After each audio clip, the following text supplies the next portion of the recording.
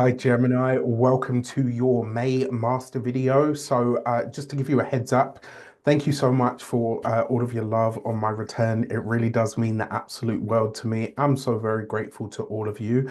And just to let you know, you're going to be getting a little bit, you're going to be getting a lot of what you love, just in a different capacity, but you will be getting a similar kind of frequency. So just stay tuned. I think you're going to love it.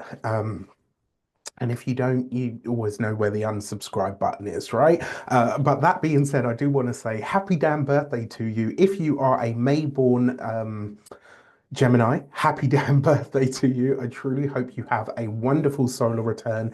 Remember to fill the day of your birthday with a little bit of everything that you want this entire year to have in it for you. Remember, whenever I'm talking about astrology, it's always whole sign tropical Western astrology for those of you that would like to know. If I ever forget to give you the dates, you'll find them in the description box below, and you will find timestamps for this video as well.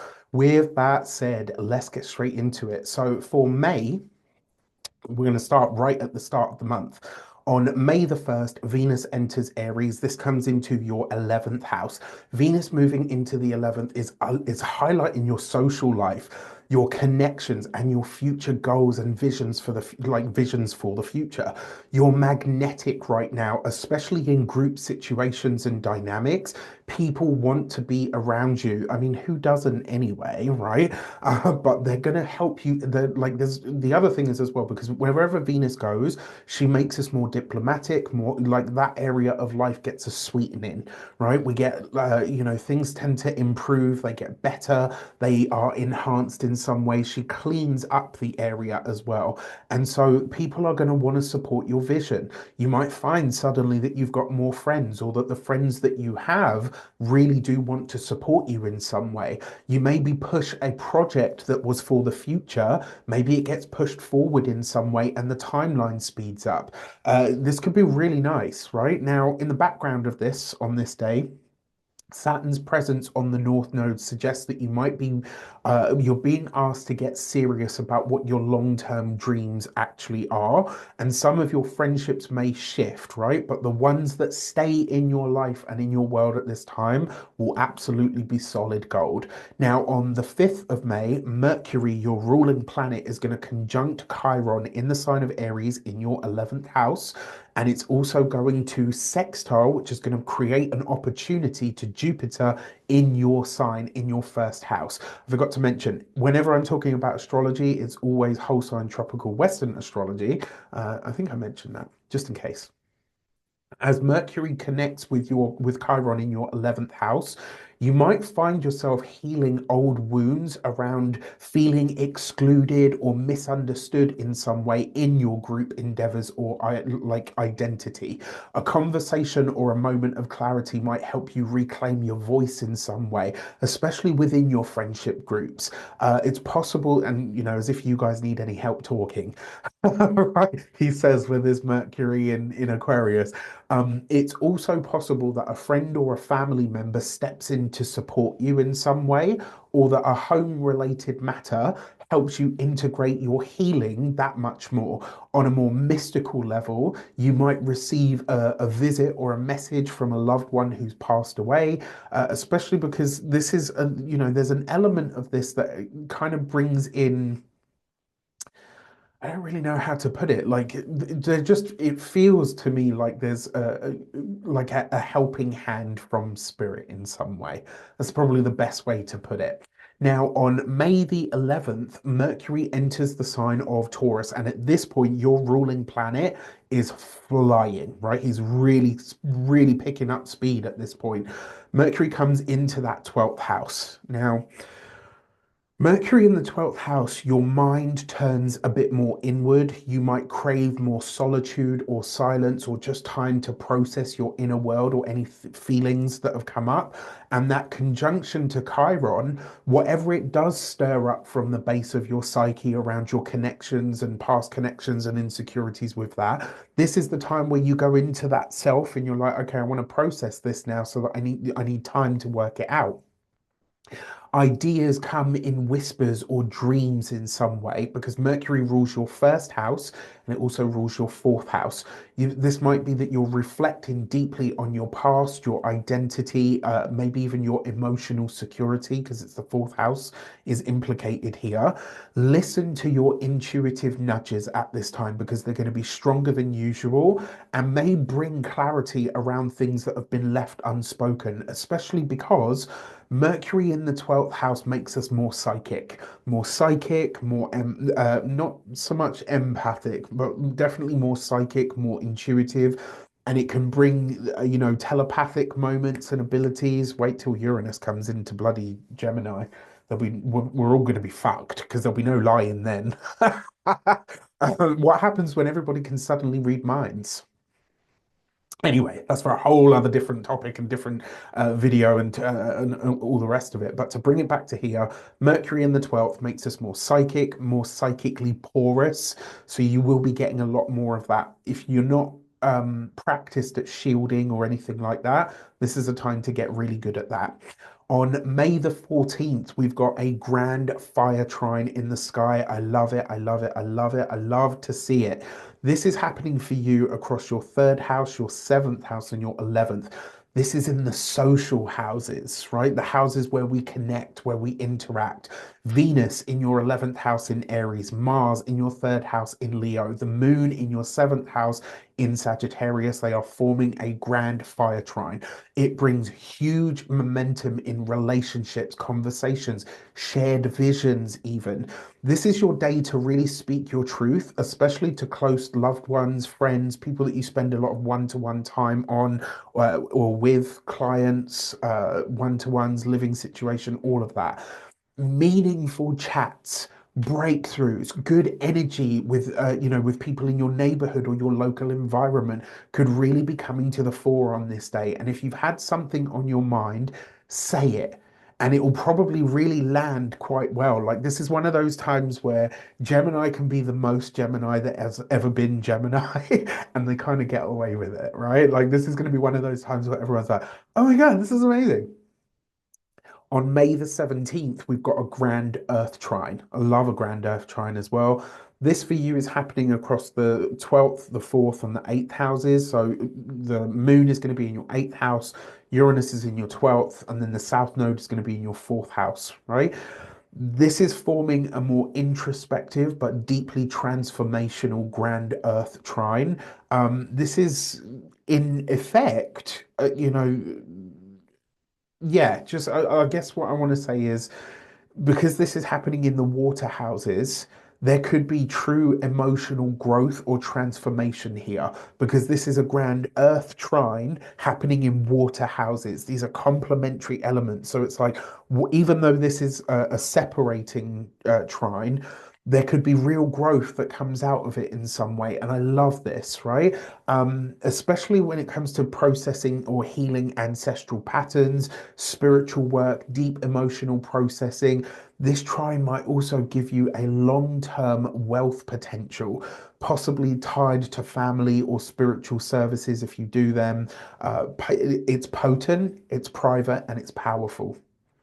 On May the 18th, the Sun conjuncts Uranus in your 12th house. This could be a surprise realization or maybe even like an emotional breakthrough, a light bulb moment, right? From that bubbles up from the subconscious. Since the Sun for you rules your third house of the mind, there might be a spontaneous message that comes in, especially because the third house is, or the third house is messages, text messages, phone calls, emails, Zoom, all of that kind of stuff is third house, right? You might like, and it might be from somebody that you don't expect to hear from. You might not be sure about how you feel about this at first. You might be a bit like, oh, okay, like, why are you phoning or why are you emailing? But I'm going to say trust the moment because whatever is coming through, it will be genuine and it will be powerfully clarifying in some way. Like it will really bring a strong sense of like, ah, okay, now I understand this. Whether it's something you needed to say or needed to hear, this energy shifts something fundamental within you and helps you move forward. Especially because Chiron is a wound, right? So this could be something that's happened in the past where you're like, I don't really understand that, but it's like now you do. Now, on May the 21st, the sun enters your sign. All hail and exalt the Geminis of the season. The sun comes into your sign, your solar return begins. And whenever the sun comes into a sign, I always see this as like the sun travels the zodiac, and then when it comes back into your sign, it pours light and heat and vitality and energy back into your soul and much needed refocus on you. This is a time for you to start afresh, set your intentions for the next chapter, for the next 12 months. Since the sun rules your third house, conversations or communications with father figures, fathers, bosses, authority figures, maybe even teachers, coaches, guides, gurus, etc., might pop up throughout the month. You'll also be feeling inspired to make changes to your body, your mindset, and also your sense of self as well. You're really going to be glowing at this time, and I think everybody will be able to see it. On May the 25th, Saturn enters Aries. We haven't had this for 30 years. Saturn moves into your 11th house, where, and this is a house that Saturn actually understands very well because it's the original ruler of Aquarius. Aquarius is the 11th sign. So Saturn comes into this space and it starts to crystallize your social sphere and your future vision, right? Saturn comes into this house that's actually about the long game and says, right, okay, you want to build this? These are your future goals, aspirations, visions, and dreams. This is what's going to be required of you to do that. This is like, it's going to show you what kinds of hard work and grit are going to be required to make these dreams a reality. Now, while Saturn might not love being in Aries, it does understand this house, as I explained just a minute ago. Expect shifts in friendships, a clearer focus on what kind of legacy you want to leave behind in the world.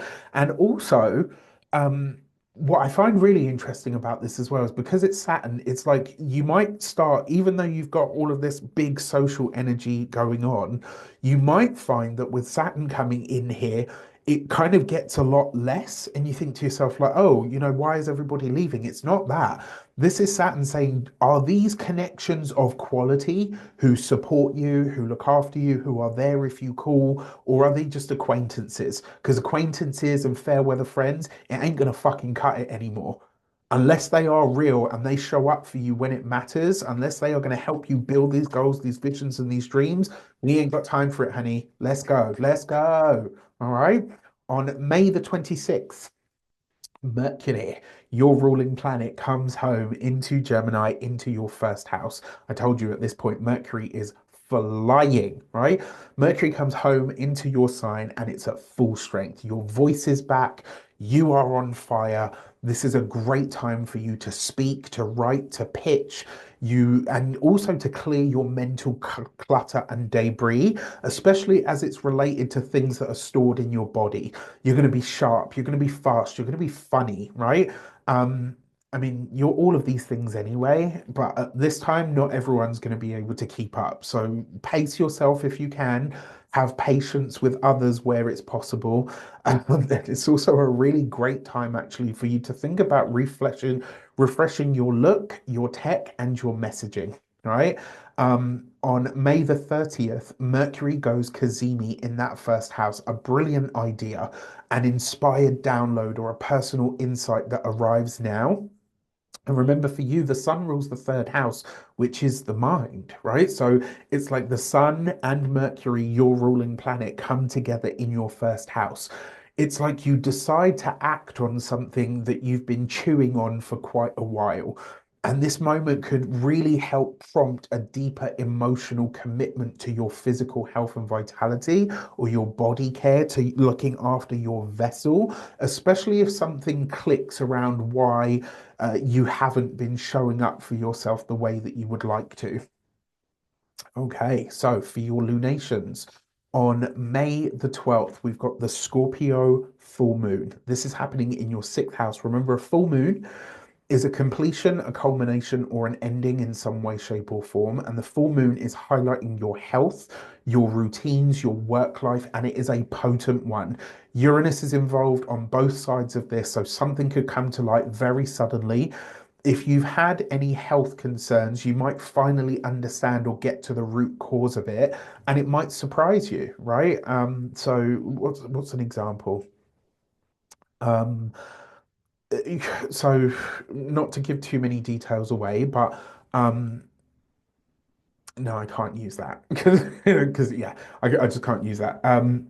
So as an example, it's like um, let's say you've been eating something for years and you absolutely love it, and then you have all these tests done, and it comes back and they say to you like, "Oh, how long have you been eating this thing?" And you're like, "Oh, I eat it all the time." And they're like, "Oh, well, actually, you're highly allergic to this thing." Or it's producing something in your body that's naturally not good for you, right? Like you might be really surprised at something because you're like, wow, I never considered that it could be that. The other thing is there's a strong insight here where it opens up to a part, like opens up a path to real vitality and healing, but don't ignore your body at this time because it's going to be speaking very loudly. And I will say, um, where you have either competitors that are sort of lurkers behind the scenes, or somebody is actively working against you in some way, at this point, it's very likely that it could be revealed. On May the 28th, oh my goodness, we have the new moon in the sign of Gemini. This is nothing short of magical for you, right? Nothing short of magical. You are being asked to plant seeds around your identity, around your appearance, and more importantly, your purpose. Mercury in the sky rules this new moon, and it's strong in the sign of Gemini. It's conjunct the new moon. It's in a beautiful trine to Pluto. It's sextile to Neptune and Saturn at this time as well. This is pure alchemy, right? I am genuinely excited to see what everyone creates from this, but especially you guys because it's your new moon. It's a rare moment to truly step into the kind of life and who you envision yourself to be, and to do it fast, right? With clarity, with confidence, and a cosmic green light. So I absolutely love this for you. If you are not on my mailing list, you are not getting your weekly emails. And when I say weekly emails, I mean Monday, Wednesday, and Friday. You get 3 emails a week from me now. I give you all kinds of, fun insights and God knows what.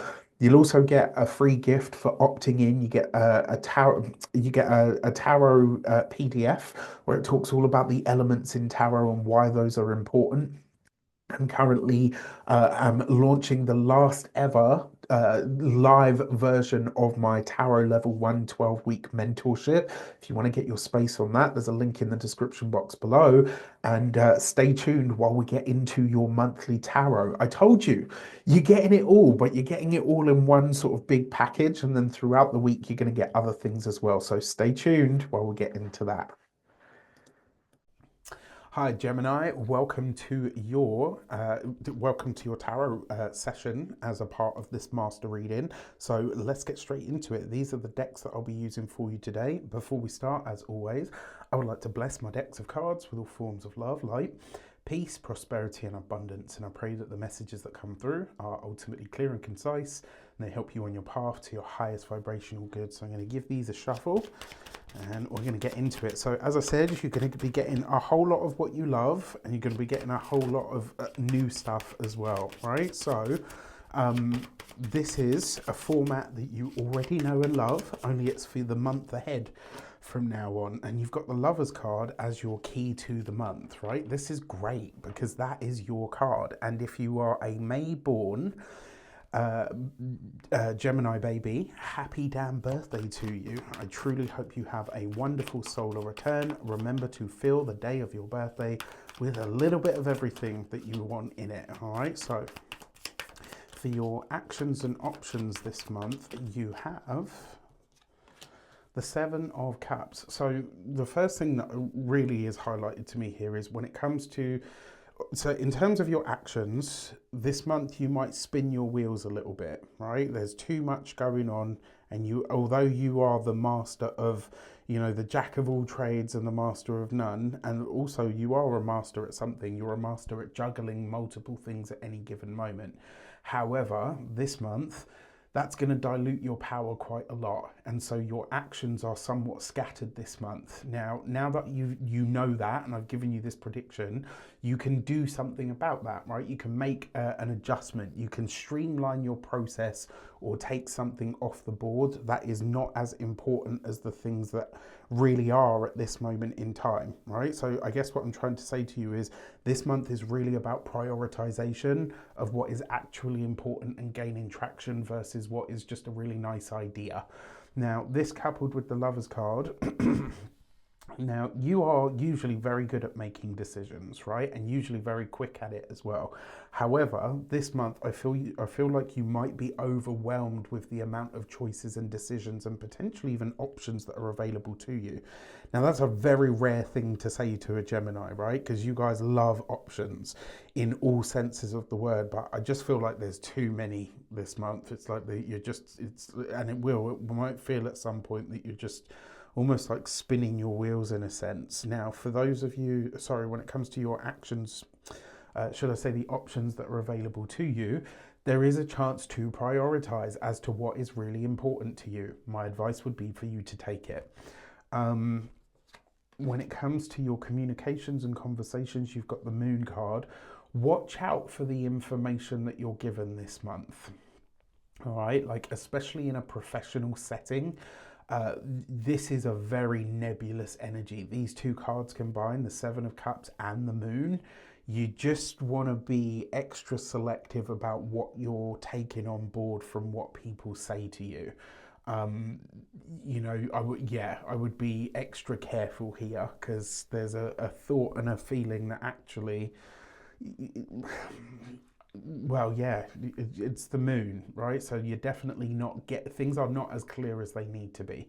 Now, for those of you that are studying or in some form of academia, because the Moon card is the past and you've got the Lovers card here as the key to the month, it's possible that an old partner, an old connection, an old collaboration, or somebody who, quite frankly, screws with your head just a little bit, you want to watch out for that because it's likely that they could come back up. And I'll be honest with you, this is for all of you in some way, shape or form. I feel like this message is, it's like you're starting to make real traction in your life with something, especially potentially at a professional level, that's probably taken you quite a long time to see to fruition. And it's like this person comes back around and it's like they just fuck around and they waste your time and then they deflate you and they take you off your path.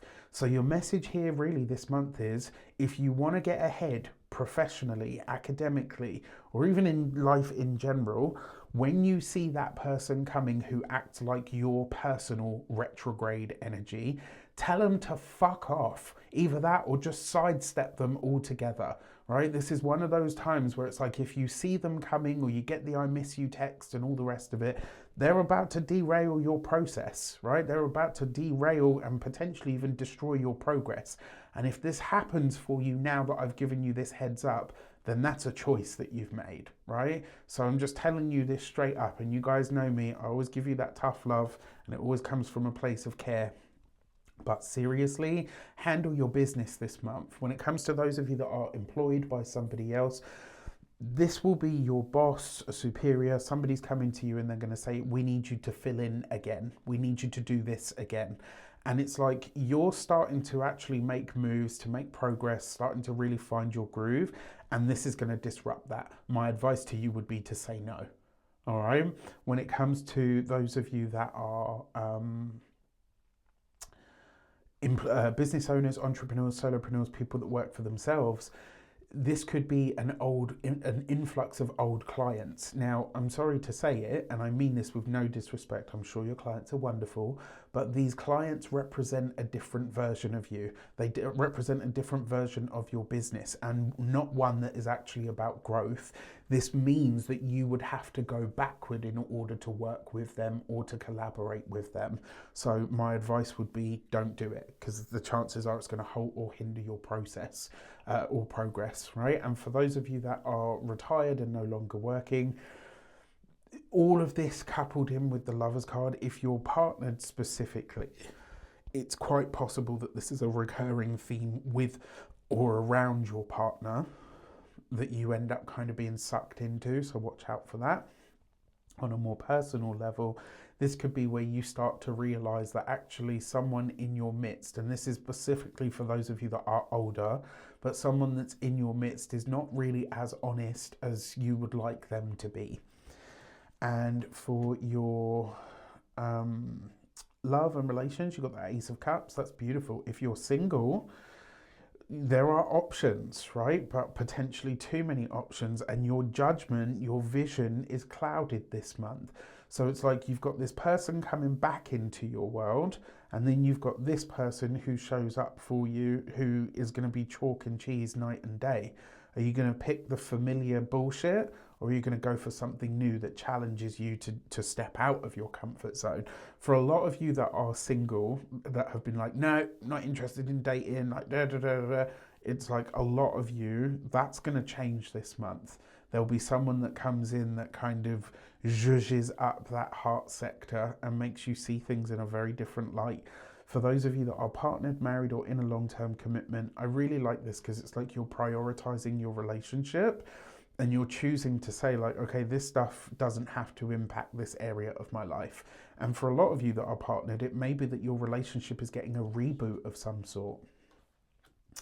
And then finally, for your money and materials, you have the Death card. So look, when it comes to your money and your finances specifically, wherever you have joint finances, joint resources, wherever it is that you are reliant on other people or other connections for money and resources, that may be going away now, right? And you're able to do this from your own choice. It's like, you know, you might be in a position where you can say, actually, financially, I'm all right. Like, I don't need you to do this. I don't need you to do that. Like, I'm good, right? Like, I'm totally good, self-sufficient in so many ways. It's like you're able to, even if you're single, right? This could be that you're breaking away from, let's say you've got an ex, right? And you've got kids with that person. Maybe they're playing silly fuckers with the money that they give you for the kids. And it's like you move into a position this month where you're able to say, actually, boo-boo, you keep your fucking money. I'll keep my kids. I'll keep my access to my children as well. You do you. I don't need your money, right? Because I'm out here doing it. I'm out here hustling, grinding, doing what I need to do for me, myself, and my babies, right? And that's for the guys among you as well, because I know I've actually got a few clients, Gemini men, who are the sole carers of their children. So, yeah. Anyway, when it comes to your physical health and vitality, because of this, right? So the Death card will bring an end to something that you are eating, something that you are drinking. It looks like a lot of you might go through the process of elimination around your diet, like what you're eating, what you're drinking, so that you can get to the root cause of. And I do feel that it is something that you're ingesting that may be causing a health issue. So it's not like something that's just developed and is going to need an operation or whatever. Like, you'll be able to approach this through your diet. Obviously, I'm not a doctor. I can't give you medical advice. This is not a diagnosis. Disclaimer, disclaimer, disclaimer. But hopefully that gives you the right direction to kind of look in. And then finally, when it comes to your home and environment, it is possible that for some of you, you could be deciding that this is a time where you are wanting to move. Now, if that is the case, just be a little bit more conscious and maybe a little bit more cautious, because this month things are a little bit unclear. And the reason I say that is because of this combination. The Moon card here suggests that if you are changing location, it will be somewhere that you're going back to. So it's like maybe you move to one area, but you end up moving back to another one. It won't be an area that's new to you. However, this could also be a knee-jerk reaction. If it's for work or it centers around work, then it's probably a good idea. But if it's, you know, like just a knee-jerk reaction to something that happens in the immediate environment, I would be a little bit wary of that. All right. Now, if you're not on my mailing list, you're not getting my weekly emails. Monday, Wednesday, and Friday they go out. If you want to study tarot with me, this is a 12-week live course. It's the last time I'll ever be teaching this live, because that's going to be moving to a recorded version, and I've got so many other things that I want to be bringing you this year as well. So stay tuned for those. And the final thing that I want to add is check out my courses. There is a link in the description box below where you can have a look at all of the courses that I offer. And if you're not on my mailing list, you won't be getting the discounts that I put out specifically for certain signs, specifically for certain products and, you know, services and stuff. Oh, and my tarot reading is all new, right? I've switched it up, I've changed it up. It's a lot deeper, it's a lot more in depth. So there's a lot more to come out of that as well. All of that, links in the description box below. Take care, have a great month. Let me know in the comments how it shapes up.